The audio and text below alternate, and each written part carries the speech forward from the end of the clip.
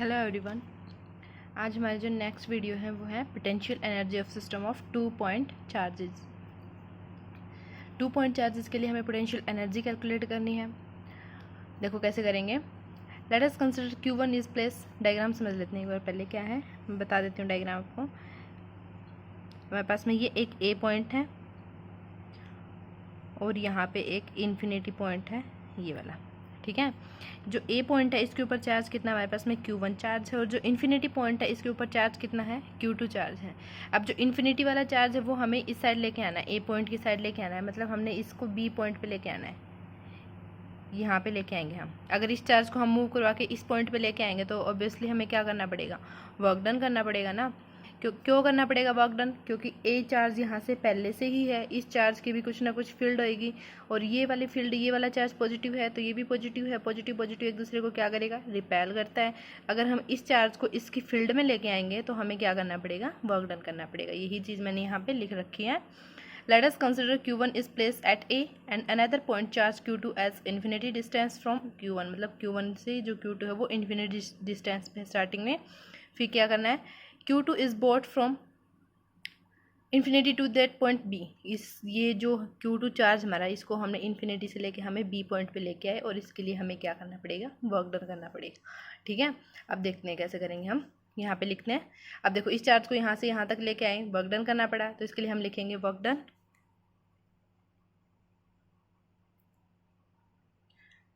in carrying a charge Q2 from infinity to B।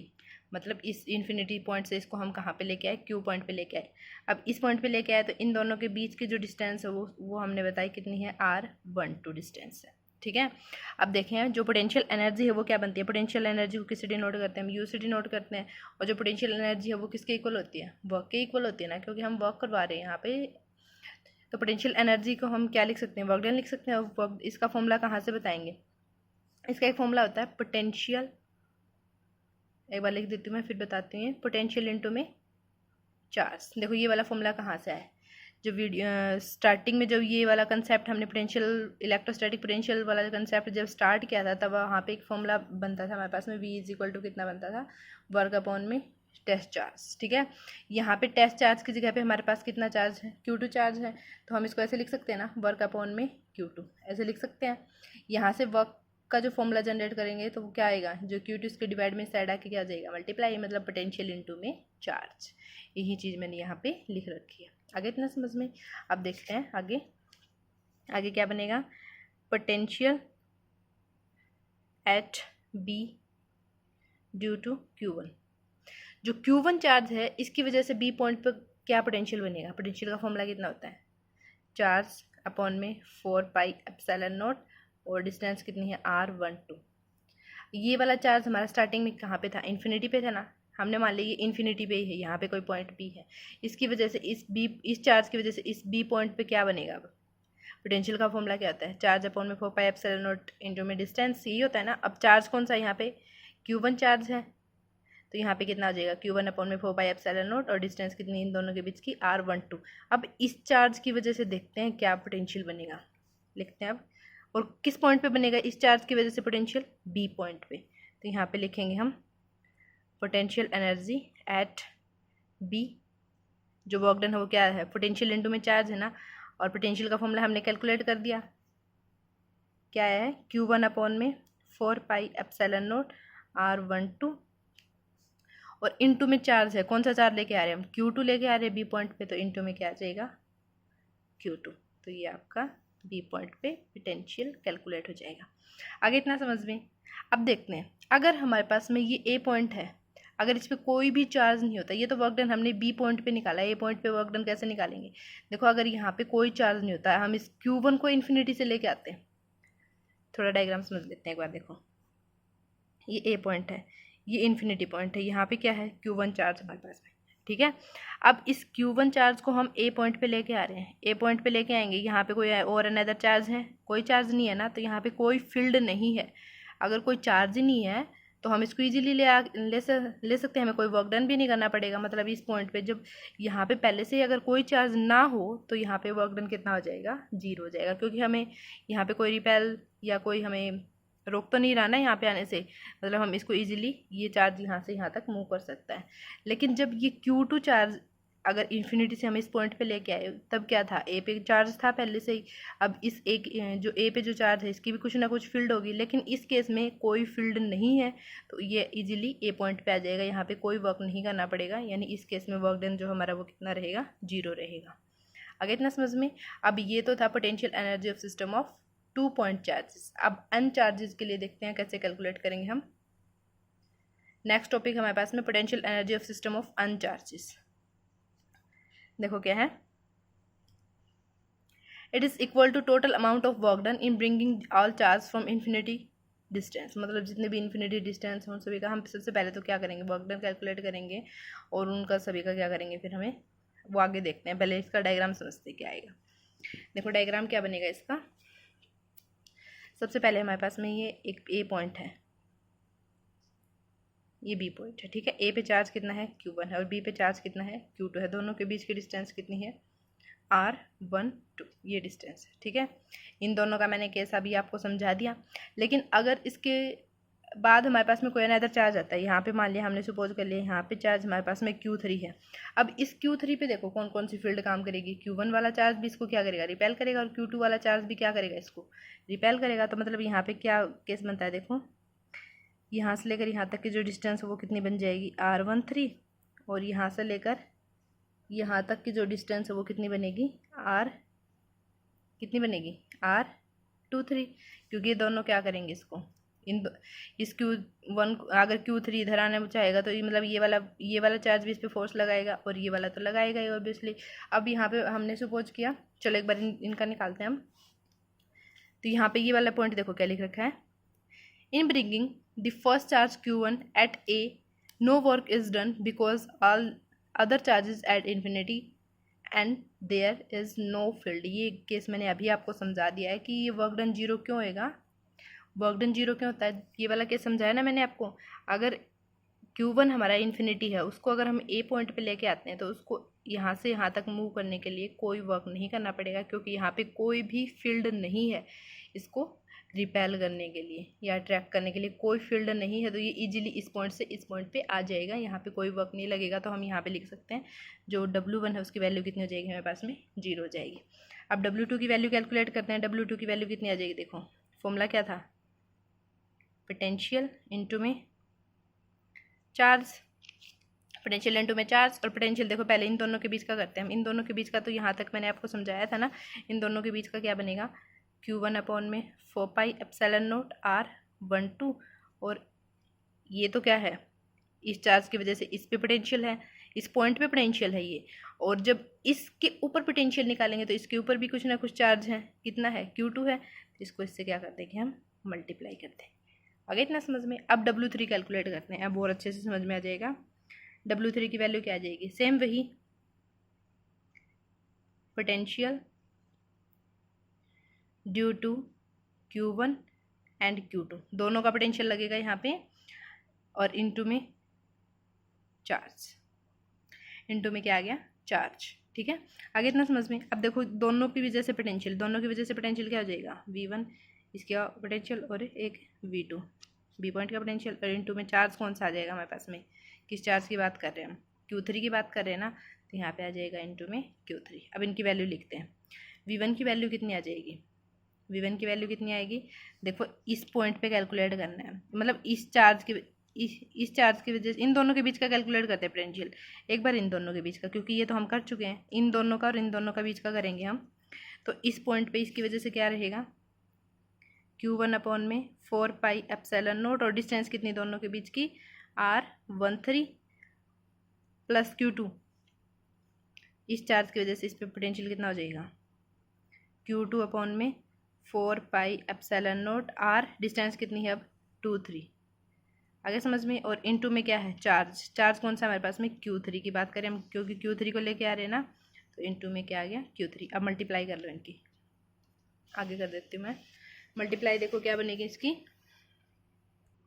वो वाली equation मैंने as it is यहाँ पे लिख दी है। अब मल्टीप्लाई करते हैं, इनकी मल्टीप्लाई करने पे इक्वेशन क्या बनेगी हमारे पास में, Q1 इंटू में Q3 अपॉन में 4πε0R13 प्लस Q2 इंटू में Q3 अपॉन में 4πε0R23। ठीक है, ये तो दो चार्जेस के, तीन चार्जेस के लिए हमने कैलकुलेट कर दिया। अब हमने कंसिडर कर लिया ये हमारे पास जो डायग्राम था इसके अंदर हमारे पास में कोई फोर्स चार्ज आ जाता है। यहाँ पे हमारे पास में Q4 आ गया।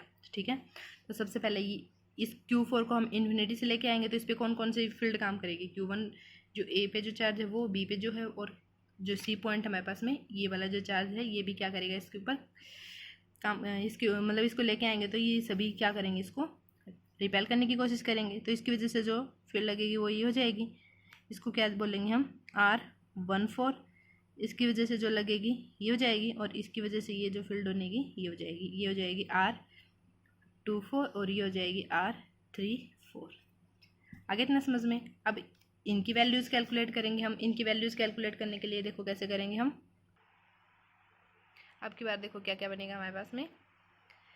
इस पॉइंट पे इस चार्ज की वजह से, इसकी वजह से, सभी की वजह से पोटेंशियल कैसे लिखेंगे हम, यहाँ पे लिखेंगे W4 potential due to Q1 Q2 and Q3, और इनटू में क्या आ जाएगा चार्ज। तीनों का पोटेंशियल लिखेंगे।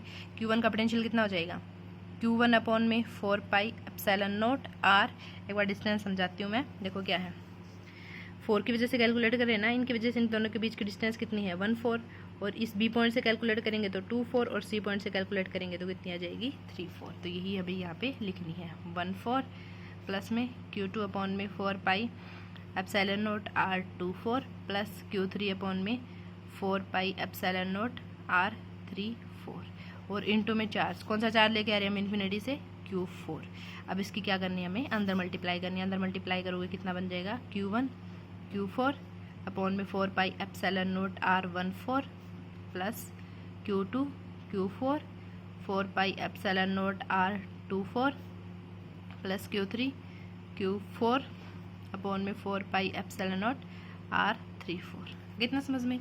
अब क्या कैलकुलेट करना है हमने, टोटल पोटेंशियल कैलकुलेट करना है। तो पोटेंशियल एनर्जी को हम कैसे लिखते हैं, जो पोटेंशियल एनर्जी है हमारे पास में उसको U से डिनोट करते हैं। पोटेंशियल एनर्जी क्या आ जाएगी, जितना भी हमने वर्क डन किया उस सभी का क्या कर देंगे हम, सम कर देंगे। W1 plus W2 plus W3 and W4, सभी का क्या करना है सम। W1 की वैल्यू कितनी आई थी आपके पास में 0, क्यों आई थी ये मैंने अच्छे से बता दिया है। W1 की वैल्यू कितनी आई 0, W2 की वैल्यू कितनी है ये वाली है, और ऐसे ही W3 की वैल्यू है और W4 की वैल्यू है। पुट करते हैं हम। W2 की वैल्यू हमारे पास में Q1 Q2 अपॉन में 4πε0R12, और W2 की वैल्यू कितनी आई थी, ये W2 की होगी, और W3 की वैल्यू कितनी आई थी आपके पास में ये वाली Q1 Q3 अपॉन में 4πε0R13 plus Q2 Q3 upon में 4πε0R23 प्लस W4 की वैल्यू ये वाली है, ये वाली वैल्यू यहाँ पे पुट करेंगे हम। Q1 Q4 अपॉन में 4πε0R14 प्लस आगे कितना है Q2 Q4 अपॉन में 4πε0R24 plus Q3 Q4 upon में 4πε0R34। ये वैल्यूज आ गई हमारे पास में। अब इसमें जो कॉमन है वो क्या करना है हमने, जो जो इसमें कॉमन है वो बाहर निकाल लेंगे। कॉमन लो क्या है इसके अंदर 1/4πε0, सभी में क्या है कॉमन है ना, तो ये कॉमन लेंगे हम। 1/4πε0 हमने कॉमन ले लिया। अंदर कितना बचेगा, देखो यहाँ पे कितना बच गया Q1 Q2 अपॉन में R12 प्लस यहाँ पे कितना बचेगा Q1 Q3 अपॉन में R13 plus Q2 Q3 upon में R23 plus Q1 Q4 upon में R14 plus Q2 Q4 upon में R24 plus Q3 Q4 upon में R34। आगे इतना समझ में। ये तो हमने चार जो चार्ज यूज़ किया उनके लिए किया है ना, 4 चार्जेस के लिए किया है। हमने हमारा जो टॉपिक था वो क्या था, n चार्जेस के लिए था। अब n चार्जेस के लिए कैसे लिखेंगे, यहाँ पे लिखेंगे 4n चार्जेस जो यू है पोटेंशियल एनर्जी वो क्या बनेगी 1/4πε0 हमने कॉमन ले रखा है। समेशन लगाएंगे इक्वेशन को सॉर्ट करने के लिए और ऑल पेयर्स लिखेंगे हम, ये जितने भी ऊपर लिख रखे हैं ना जो जो पेयर यूज़ कर रखे हैं उन सभी के लिए। यहाँ पे हमने नोट कर दिया इसको, जैसे ये वाला जो चार्ज है ना फर्स्ट चार्ज, इसको हमने क्यू जे से डिनोट कर दिया और यहाँ पे जो सेकंड चार्ज है उसको क्यू के से डिनोट कर दिया और अपॉन में कितना आ गया आर जे के। जैसे देखो इस केस में देखो 1 2 है, यानी जे को हमने 1 पुट किया और के को हमने 2 पुट किया, तो अपॉन में कितना बनेगा 1 2। अगले केस में क्या है, इसको 1 पुट किया, इसको के को हमने क्या किया 3 पुट करेंगे तो बन जाएगा आर 1 3 बन जाएगा ना। ये तो हमने अनचार्जेस के लिए किया था। हम इसको एक तरीके से और रिप्रेजेंट कर सकते हैं। अगर आपको यहाँ तक समझ में आता है ना, अगर आप यहाँ तक भी लिखोगे ना तो भी ये इक्वेशन क्या है आपकी बिल्कुल करेक्ट है। इसको लिखने का एक तरीका और है, मैं वो भी समझा देती हूँ आपको। इसको हम ऐसे भी लिख सकते हैं, u is equal to 1/2 summation N J is equals to 1 and summation N K is equals to 1 1/4πε0 Q J Q K upon में आर जे के। और यहाँ पे एक कंडीशन रखनी है हमने जे नॉट इक्वल टू के। ये कंडीशन क्यों रखी है वो समझा देती हूँ मैं। सबसे पहले तो जे और के दोनों बराबर क्यों नहीं होंगे, अगर हम जे को पुट करेंगे 1 और के को भी क्या पुट करें 1, ये ऐसी कंडीशन आई है हमारे पास में, ऐसी कोई कंडीशन नहीं बनती है, तो यानी ये दोनों इक्वल नहीं हो सकते।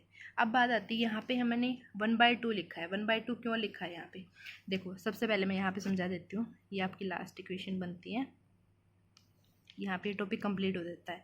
अब मैं आपको ये समझा देती हूँ कि ये 1/2 क्यों यूज़ किया हमने। जैसे मैंने यहाँ पे लिख दिया कि एक बार हमने जे को 1 पुट किया और के को हमने 2 पुट किया, तो इक्वेशन क्या बनेगी यहाँ पे Q1 एंड Q2, क्योंकि के की जगह पे क्या पुट करना है 2, तो अपॉन में कितना बन गया R1 2, ये बन गया ना। अब अगर हम के को 1 पुट करें और जे को पुट करें 2, उल्टा ले हम इसको, तो तब इक्वेशन क्या बनती है हमारे पास में Q2 और Q1 अपॉन में R21। अब एक बार जब ये वाली जो इक्वेशन जब ये हम पुट करते हैं तो इस इक्वेशन को जब ओपन करके लिखेंगे ना तब बनती है ये इक्वेशंस। अब एक बार इसके अंदर देखो, क्या ये वाली वैल्यू आपकी कहीं पे इसके अंदर आई है, ये वाली वैल्यू क्या इस इक्वेशन के अंदर कहीं पे है, ये वाली वैल्यू तो है यहाँ पे, ठीक है, ये वाली वैल्यू नहीं आई है ना। Q2 के बाद में सीधा क्या आया 3 आया, लेकिन यहाँ पे कितना है 1 है। लेकिन अगर हम यहाँ पे देखें दोनों चार्ज की मल्टीप्लाई है 1 और 2 की, यहाँ पे भी दोनों चार्ज की मल्टीप्लाई है और डिस्टेंस क्या है 1 से 2 और 2 से 1 है। यहाँ पे कितना है 2 से 1 और 1 से 2, मतलब क्या है, आप यहाँ से दिल्ली से गोवा चले जाओ या फिर गोवा से दिल्ली वापस आ जाओ, डिस्टेंस तो वही सेम रहेगी ना, डिस्टेंस तो चेंज नहीं होगी। तो इसका मतलब क्या है दोनों वैल्यू क्या है सेम है। अगर इन दोनों का जो कैलकुलेशन करेंगे हम तो दोनों का रिजल्ट क्या आएगा, मान लीजिए इसका जो भी रिजल्ट आता है उतना ही रिजल्ट क्या आएगा, इसका आएगा रिजल्ट, तो हमारे पास में क्या हो गया डबल हो गया ना। उसको इस इक्वेशन के अकॉर्डिंग हमें सेट करने के लिए हमने इस पर क्या लगा दिया हाफ लगा दिया। आगे समझ में, ये था आपका टॉपिक। और जो ये इलेक्ट्रोस्टैटिक पोटेंशियल है ये वाला जो कंसेप्ट आपका यहीं पे ख़त्म होता है। कल से हम इसके न्यूमेरिकल स्टडी करेंगे। आई होप आपको ये समझ में आ गया होगा, बहुत ही ध्यान से करना है। Okay, thank you.